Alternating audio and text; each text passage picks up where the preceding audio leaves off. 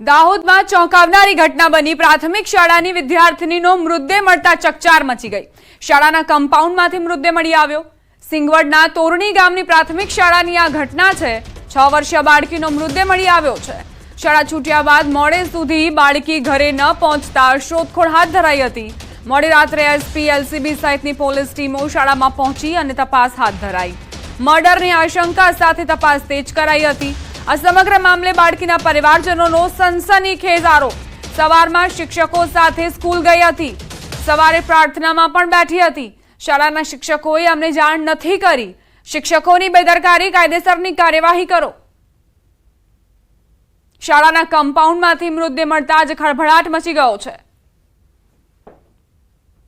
રણજીતપુર પોસ્ટે હદ વિસ્તારમાં આવેલ માસી તોયણી પ્રાથમિક શાળામાં ધોરણ 1માં અભ્યાસ કરતી વિદ્યાર્થીની શાળા સામે છૂટ્યા બાદ ઘરે પરત ન ફરતા વાલી વારસ દ્વારા તપાસ હાથ કરવામાં આવેલ। દરમિયાન તપાસ કરતા શાળાની પાછળના કમ્પાઉન્ડના અંદરના ભાગે દીકરી બેભાન અવસ્થામાં મળી આવેલ, જેથી તાત્કાલિક સરકારી દવાખાને સારવાર માટે લઈ જતા દીકરીને મૃત જાહેર કરવામાં આવેલ, જેથી ફોરેન્સિક પેનલ ડોક્ટર દ્વારા પીએમ કરાવ્યા બાદ આગળની કાર્યવાહી હાથ ધરવામાં આવશે। ખાલી કોઈ દાડો ગાડી બેહીને આવે, કોઈ દાડો ચોરા હાથે આવે તો ગાડી બી નથી, ગાડીઓ નીકળી ગયો એટલે ઘેરથી અમે હજુ નહીં આવી એ પ્રમાણે પછી ખોળી કરી અને જોવા જ્યાં ઘેરથી મોકલ્યા છોરાને કે જોન કે હજુ નહીં આવી તો શું છે તે જોતા જોતા નિશાળના કોર્ટની અંદરથી પડેલી મળી બે ભાનમાં। આની કોઈ રેખદેખ નથી કે દફતર કે અંદર રૂમમાં હશે, છોકરી ક્યાં છે ક્યાં નહીં। સવારમાં પ્રાર્થના બેઠી હતી ત્યારે કે હતી છોકરી, તો પ્રાર્થના પછી કઈ જી કે આખો દિવસ કઈ જી દફતર રૂમે છે કે નથી તેની અમને ખબર નથી। પણ સરકાર કે શિક્ષકોએ કે કોઈ તપાસ રાખી નથી કે અમને પણ જાણતી કરી છોકરી આવી કે નહીં આવી। સવારમાં શિક્ષકો સાથે મૂકી છે। સાંજે 5 વાગ્યે શાળા છૂટ્યા બાદ પણ બધા બાળકો ઘરે પોતપોતાના ઘરે જતા રહ્યા, ટીચરો જતા રહ્યા, ત્યાં સુધી ઘરે પહોંચી ન હતી। તો દાહોદમાં આજે ઘટના સામે આવી છે તેને લઈને અનેક સવાલ ઉઠી રહ્યા છે। બાળકીનું મોત આખરે કેવી રીતે થયું? શું બાળકીની હત્યા થઈ છે? આખરે કેમ શિક્ષકોએ પરિવારને જાણ ન કરી? શાળાના કમ્પાઉન્ડમાં મૃતદેહ ક્યાંથી આવ્યો? બાળકીની શું કરપીણ હત્યા કરવામાં આવી છે કે કેમ તેવા અનેક સવાલો અહીં ઉઠી રહ્યા છે। સમાચારોમાં આગળ વધીએ। સુરેન્દ્રનગરથી સમાચાર। તરણેતરના મેળામાં વાયરલ વિડીયો મામલે તપાસ। સુરેન્દ્રનગર ઇન્ચાર્જ કલેક્ટરે તપાસના આદેશ આપ્યા। વાયરલ વિડીયોની ખરાઈ કર્યા બાદ કાર્યવાહી કરાશે। વાયરલ વિડીયો સાચો હશે તો કાર્યવાહી થશે। પ્લોટ રાખનાર, હરાજી કરનાર એજન્સી સામે કાર્યવાહી થશે। મોતના કુવાના સંચાલક સામે કડક કાર્યવાહી કરવામાં આવશે। ચોટીલા પ્રાંત અધિકારીને તપાસ સોંપવામાં આવી છે। તરણેતરના લોકમેળામાં અભદ્ર ડાન્સનો વિડીયો વાયરલ થયો હતો। લોકમેળામાં મોતના કુવાના સ્ટેજ પર યુવતીઓના ઠુમકા, અશ્લીલ ડાન્સથી મેળાની ગરિમા લજવાઈ હતી। વિડીયો વાયરલ થતાં જ ચકચાર મચી। સ્ટેજ પર યુવતીઓ હિન્દી અને ભોજપુરી ફિલ્મી ગીતો પર ઠુમકા લગાવતી નજરે પડી હતી। તરણેતરનો મેળો લોક સંસ્કૃતિનો મેળો ગણાય છે અને સમગ્ર દેશમાંથી લોકો મેળો માણવા આવતા હોય છે, ત્યારે આવો વિડીયો વાયરલ થતાં જ ખળભળાટ મચી ગયો। આ ઘટનાને લઈને સળગતા સવાલ પણ ઊભા થયા છે। ભાતીગઢ મેળામાં સંસ્કૃતિનો સત્યાનાશ કેમ? બીભત્સ ડાન્સનું આયોજન આખરે કોણે કર્યું? તરણેતરના મેળાને લાંછન કોણે લગાડ્યું? વિડીયો જે છે એ તત્કાલીન સમયે આવા કોઈ કાર્યક્રમો ત્યાં થયેલા હતા કે કેમ, એના માટે એની વિડીયોની અધિકૃતતા અને આ વિડીયો કોઈ મોર્ફ કરેલા છે કે કેમ એની અધિકૃતતા પણ અમે ચકાસી રહ્યા છીએ। તપાસ અમે પ્રાંત અધિકારી શ્રી ચોટીલાને તાત્કાલિક અસરથી સુપ્રત કરી દીધી છે। એની અધિકૃતતાની એક બાબતે ચકાસણી થઈ જાય અને આવી કોઈ પ્રવૃત્તિ ત્યાં થઈ હશે તો તરણેતરનું મેળાનું જે આયોજન છે એ ગ્રામ પંચાયત કરતી હોય છે અને એના જે ઓક્શન, જે પ્લોટોની હરાજી હોય છે, જે એજન્સીને આપવામાં આવેલી હોય, જે કોઈ પ્લોટમાં આવી પ્રવૃત્તિ થઈ હશે તો એ પ્લોટ ધારક એજન્સી વિરુદ્ધ અમે કડકમાં કડક કાર્યવાહી કરીશું। તરણેતરના મેળામાં સર્જાયેલા વિવાદને લઈ સનાતન સંત સમિતિના રાષ્ટ્રીય અધ્યક્ષ જ્યોતિર્નાથ મહારાજે નિવેદન આપ્યું। તેમણે કહ્યું, તરણેતરના મેળામાં બીભત્સ નાચ કરાવાય છે અને તેના પર પૈસા ઉડાવાય છે, ત્યારે હજી સુધી પ્રશાસન કેમ ચૂપ છે તેવા સવાલો તેમણે પૂછ્યા. વધુમાં જવાબદારો સામે કડક પગલાં ભરવાની પણ તેમણે માંગ કરી.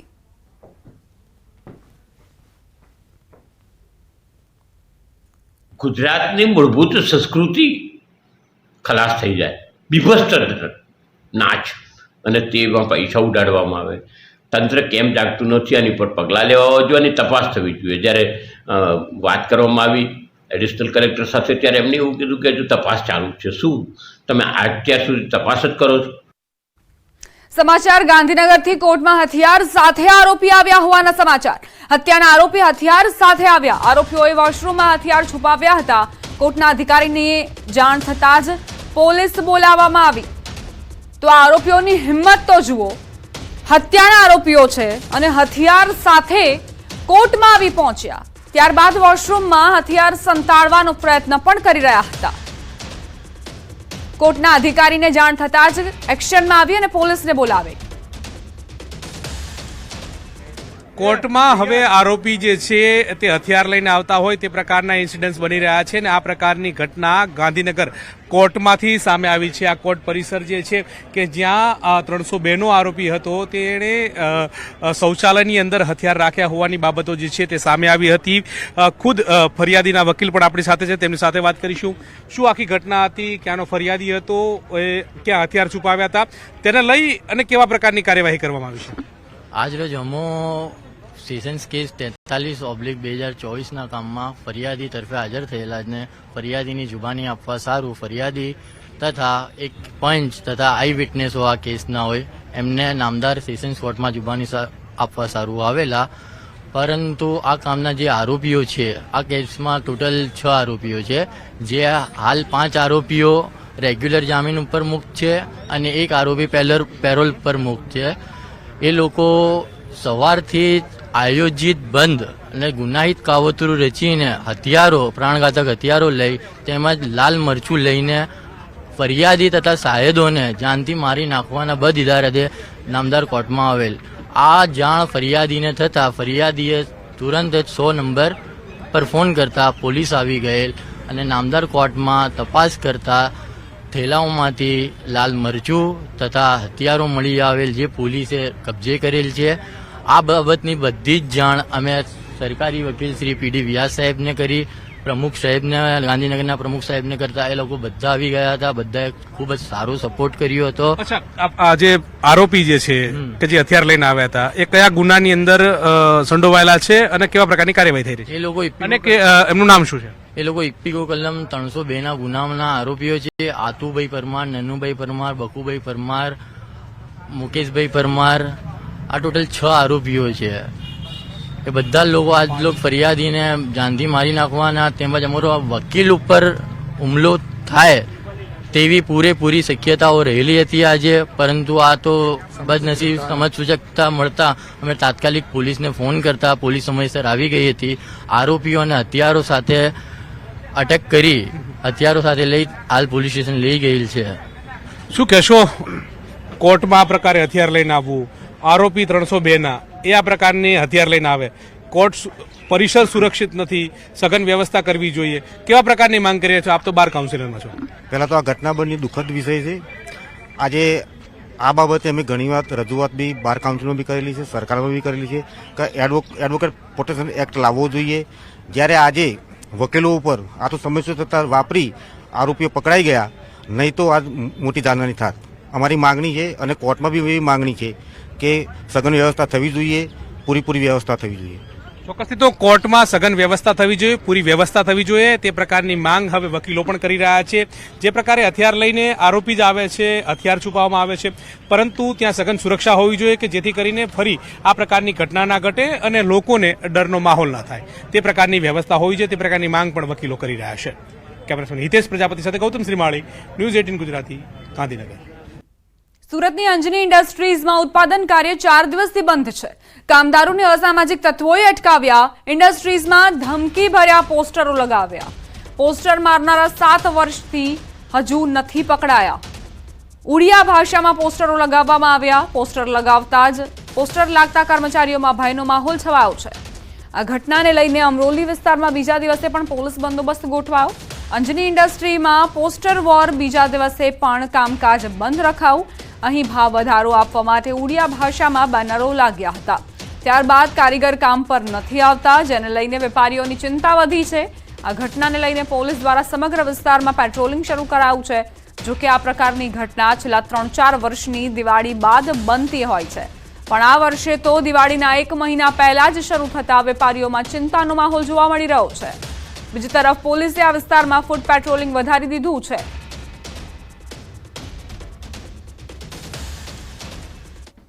એ એમને જે કંઈ ભાવ આપવામાં આવે છે, મહેનતાણું આપવામાં આવે છે, એના વધારાને લઈ અને અમુક જગ્યાએ પોસ્ટરો લગાવ્યા છે અને કામદારોનો કામ ઉપર ના જવા માટે એવી એમાં અપીલ કરવામાં આવેલી છે, એવું એમનું કહેવું છે.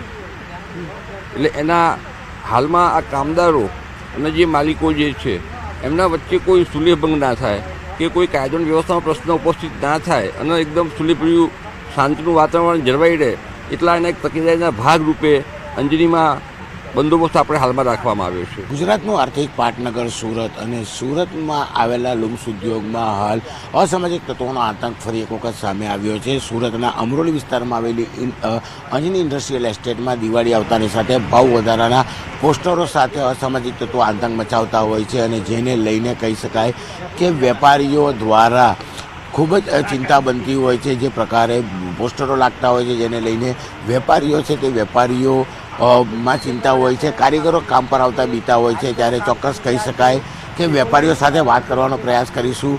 એક બાજુ જે પ્રકારે આ વિસ્તારમાં પોસ્ટર લાગ્યા બાદ અસામાજિક તત્વો આતંક મચાવી રહ્યા છે, જે લોકો નોકરી પર જાય છે તેમને રોકવામાં આવી રહ્યા છે. ઉડિયા ભાષાના પોસ્ટરને લઈને હવે કહી શકાય પોલીસ દ્વારા છેલ્લા 2 દિવસથી આ ઇન્ડસ્ટ્રીમાં પેટ્રોલિંગ કરવામાં આવી રહ્યું છે. ત્યારે ચોક્કસપણે કહી શકાય કે જે પ્રકારે વેપારીઓની ચિંતા છે, આપણે વેપારીઓ સાથે વાત કરવાનો પ્રયાસ કરીશું. શું કેવું છે આપનું નામ?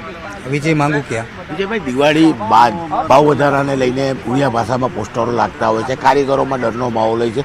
આ વર્ષે દિવાળી પહેલાં કેમ? હા, કઈ એવી તૈયારીઓ કરી છે કે દિવાળી પહેલાં પોસ્ટરો મારવામાં આવે તો કંઈક અમને કંઈક ફાયદો થાય, એની પાછળ કોઈ ચોક્કસ એવા લોકો કામ કરી રહ્યા છે. ત્યારે અમે ગૃહ વિભાગમાં પણ જાણ કરી છે અને મળવા પણ જવાના છીએ. અસામાજિક તત્વો દ્વારા ભાવ વધારા માટેના બોર્ડ મારવામાં આવે છે અને કારીગરોને એટલી રિક્વાયરમેન્ટ હોતી નથી અને કારીગરોને અમે એટલા ભાવ પણ આપીએ છીએ કે એમાં કોઈ મુશ્કેલ નથી. બધી ઇન્ડસ્ટ્રી પ્રમાણે ભાવ સારા છે અહીંયા. અત્યારે શું માહોલ છે? વેપારીઓમાં ડર છે કે કારીગરોમાં ડર છે? કારીગરોને ડરાવવામાં આવે છે. ડર છે એટલે કારીગરો કામે આવી શકતા નથી.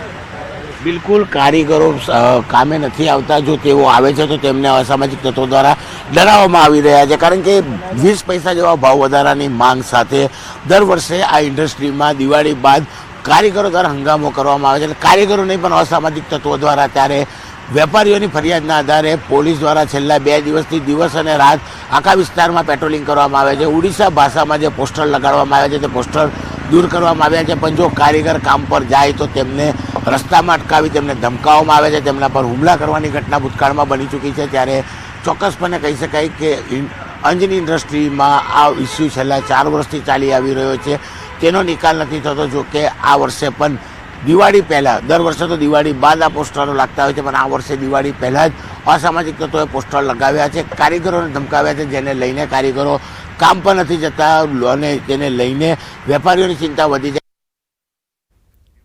સુરતથી જ સમાચાર. સુરતના ગોપીપુરા વિસ્તારમાં અસામાજિક તત્વોનો આતંક. કાગળવાલા એપાર્ટમેન્ટમાં માથાભારે શખ્સોની દારૂ પાર્ટી પર ફ્લેટ ધારકોએ જનતા રેડ પાડી. એપાર્ટમેન્ટના ધાબા પર જુગાર સાથે દારૂ પાર્ટી ચાલી રહી હતી, ત્યારે અચાનક એપાર્ટમેન્ટના ફ્લેટ ધારક દ્વારા છાપો મારી દારૂ પાર્ટી ઝડપી પાડતા જુગારીઓમાં ભાગદોડ મચી. બીજી તરફ ફ્લેટ ધારક દ્વારા મામલો ઉજાગર કરતા માથાભારે શખ્સોએ જીવલેણ હુમલો કર્યો અને વાહનોમાં તોડફોડ કરી. ઘટનામાં એક મહિલાને પણ ઈજા પહોંચી. ઘટનામાં મહિલાઓ સહિત કુલ 10 લોકો વિરુદ્ધ અઠવા પોલીસ મથકમાં રાયોટિંગનો ગુનો દાખલ કરાયો છે.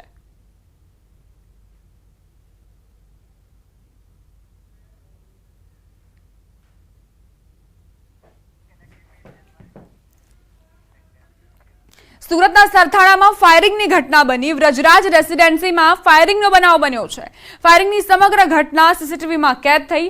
કાર ચાલકે સોસાયટીમાં આવી રોફ જમાવવા કારમાંથી ફાયરિંગ કર્યું. પ્રથમ કાર લઈને સોસાયટીમાં ગયા બાદ ફરી કાર રિવર્સ લીધી. બહાર બેસેલા લોકો સાથે વાતચીત કરી, ત્યારબાદ ફાયરિંગ કર્યું. ફાયરિંગ કરતા સ્થાનિકો ભયભીત થયા. સમગ્ર મામલે સરથાણા પોલીસે તપાસ શરૂ કરી છે. બારડોલીથી સમાચાર. 2 યુવકોને માર મારવાનો વિડીયો વાયરલ થયો. વ્યસન મુક્તિ કેન્દ્રમાં માર માર્યાના સીસીટીવી સામે આવ્યા છે. લોકો વ્યસન મુક્તિ કેન્દ્રમાં વ્યસન છોડાવવા માટે જતા હોય છે, પરંતુ અહીં તો વ્યસન છોડાવવા માર મારતા હોવાનું સામે આવ્યું. કેન્દ્રમાં વ્યસન મુક્ત કરાવવાના બદલે ટોર્ચર કરાય છે. હાલ વાયરલ થયેલા વિડીયોમાં 2 યુવકોને સંચાલકો લાકડીના સપાટે મારતા દેખાઈ રહ્યા છે.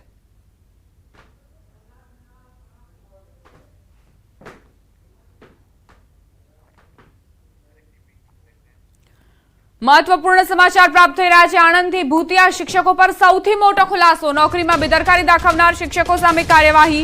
આણંદના 6 શિક્ષકોને બરતરફ કરાયા. એનઓસી લઈને રજા પર ગયેલા શિક્ષકો નથી ફર્યા પરત. એનઓસીની મુદત પૂર્ણ થયા બાદ પણ તેઓ પરત નથી આવ્યા. ઉમરેઠ, સોજિત્રા, ખંભાત, તારાપુરના આ શિક્ષકો છે. જિલ્લા પ્રાથમિક શિક્ષણ વિભાગે કાર્યવાહી કરી. આણંદ જિલ્લા પંચાયતે શિક્ષણ વિભાગને જાણ કરી હતી.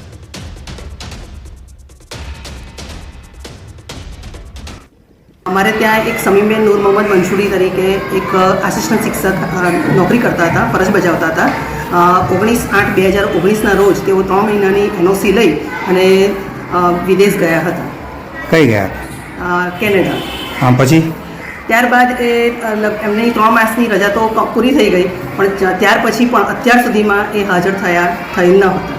ટીપીઓના રિપોર્ટના આધારે, આ શાળાના રિપોર્ટના આધારે ઘણો બધો સમય ગેરહાજર રહ્યા, એટલે આણંદથી ઉચ્ચ અધિકારીઓએ એમને બરતરફ કરેલા છે.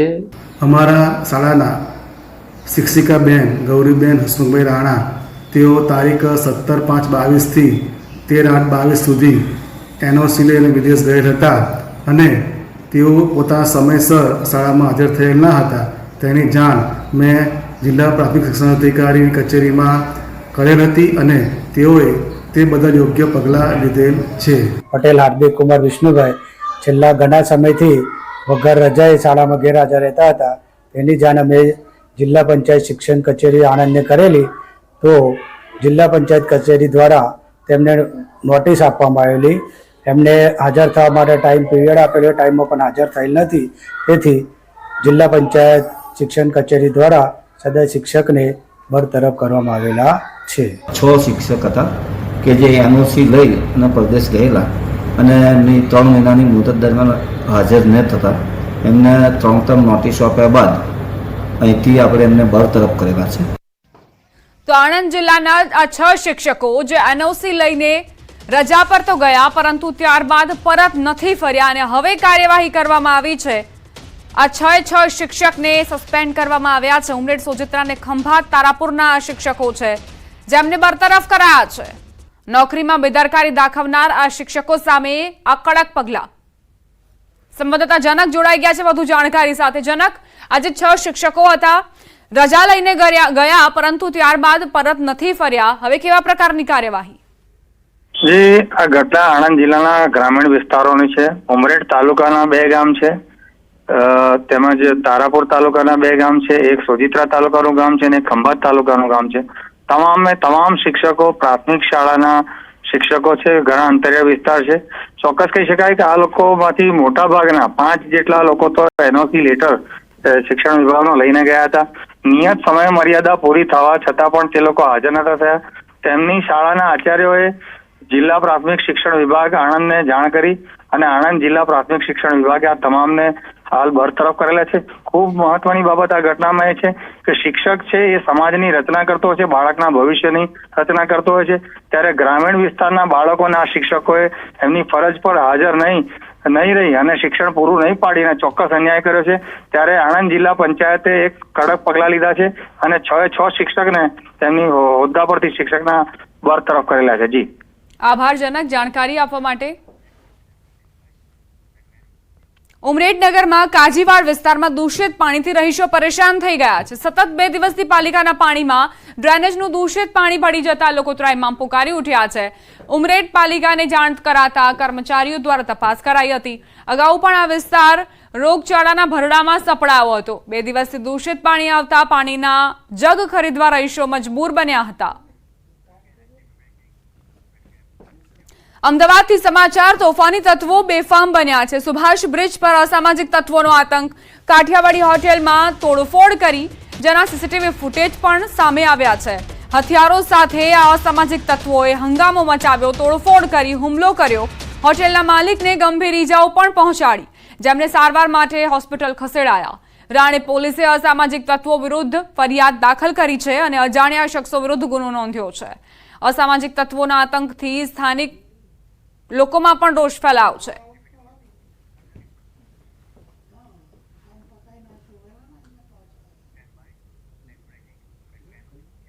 મહત્વપૂર્ણ સમાચાર. ક્ષત્રિય સમાજ અગ્રણી પ્રવીણસિંહ જાડેજાનું મહત્વનું નિવેદન. સમાજમાં એકતા ન હોવાના કારણે રાજકીય લાભ નથી મળતો. સમાજને રાજકારણથી દૂર ન કરી શકાય. સમાજના વિકાસ માટે રાજકારણ જરૂરી. 19% વસ્તી હોવા છતાં માત્ર 2 જ મુખ્યમંત્રી મળ્યા. ક્ષત્રિય સમાજ એક થવો ખૂબ જ જરૂરી છે. ક્ષત્રિય સમાજ નૈતિકતાવાળું રાજકારણ કરે એ ખૂબ જરૂરી. ગુજરાતમાં 19% કુલ વસ્તી છે અને છતાં અત્યાર સુધીમાં તમે એકમાત્ર જેને કહેવાય કે પહેલા માધવસિંહભાઈ અને બીજા શંકરસિંહભાઈને મુખ્યમંત્રી બનાવી શક્યા છો, બાકીના કોઈ બનાવી નથી શક્યા. એનું કારણ ફક્ત ને ફક્ત એટલું છે કે તમારી એકતા નથી, અને એકતા આપણામાં નાનેથી મોટા સુધી નથી. ગુજરાતમાં ઓબીસી કમિશન મુદ્દે હાઈકોર્ટમાં થયેલ પિટિશન પર સુનાવણી હાથ ધરાઈ. રાજ્ય સરકારે હાઈકોર્ટમાં સોગંદનામું રજૂ કર્યું. રાજ્ય સરકાર માત્ર એક જ સભ્યનું કમિશન ચલાવવા માંગે છે એવી સોગંદનામા પર કબૂલાત કરી. ચીફ સેક્રેટરીએ કર્યું છે આ સોગંદનામું તૈયાર. સરકારે કહ્યું જરૂર પડે તજજ્ઞોની સલાહ લેવાશે. બીજી તરફ જે જ્ઞાતિઓ ઓબીસીમાં સમાવિષ્ટ થવી જોઈએ તેવી જ્ઞાતિઓનો હજુ સુધી યોગ્ય સર્વે નહીં થયો હોવાની અરજદારે રજૂઆત કરી. અન્ય જ્ઞાતિઓનો ખોટી રીતે સમાવેશ થયો હોવાની પણ અરજદારે ફરિયાદ કરી. એક સભ્યથી ચાલતા કમિશન મુદ્દે હાઈકોર્ટે ફરી નારાજગી વ્યક્ત કરી. જોકે સોશિયલ ઓડિટના મુદ્દે હજુ પણ સરકારે સોગંદનામા પર સરકારે સ્પષ્ટતા કરી છે, સ્પષ્ટતા નથી કરી. આ બાબતે 2 અઠવાડિયા બાદ ફરી સુનાવણી હાથ ધરાશે. પીઆઈડી દાખલ થઈ છે. હવે કોર્ટે જે દિશાની અંદર કીધું છે 2 અઠવાડિયાની અંદર અમને પીઆઈએલ કરતાઓને જવાબ ફાઇલ કરવાનો કીધો છે, એટલે અમે એની અંદર બીજા સ્ટેટની અંદર કમિશનરોની શું સ્થિતિ છે અને કાયદાની શું પરિસ્થિતિ એ સાથે અમારો જવાબ ફાઇલ કરીશું. પણ હાલ તો સરકારે એવું કીધું છે કે અમે એક જ જણથી કમિશન ચલાવવાનું નક્કી કર્યું. પંચમહાલ જિલ્લા કોંગ્રેસ દ્વારા રાહુલ ગાંધીને ધમકી આપવા મુદ્દે ભાજપના 3 નેતાઓ સામે ફરિયાદ નોંધવા માંગણી કરાઈ. રાહુલ ગાંધી સામે અભદ્ર શબ્દોનો ઉપયોગ કરી ધમકી આપવા અંગે કોંગ્રેસ દ્વારા ભારે વિરોધ પ્રદર્શન કરાયું. લોકશાહીમાં જે રક્ષણ કરતા નેતાઓ છે એની સામે આ અભદ્ર ટિપ્પણી અને આવી મારી નાખવાની જે ધમકીઓ છે એ તો સહન ના થાય. આવનાર સમયમાં પણ કોંગ્રેસ આ માટે જલદ આંદોલન કરશે અને અમે માંગ કરી છે કે આ જે 3 તત્વો છે એની સખત કાર્યવાહી થાય અને લીગલી પ્રોસેસ થાય એ માટેનું આજે એક FIR પણ ગોધરા A ડિવિઝન પોલીસ સ્ટેશનમાં રજૂ કરી છે.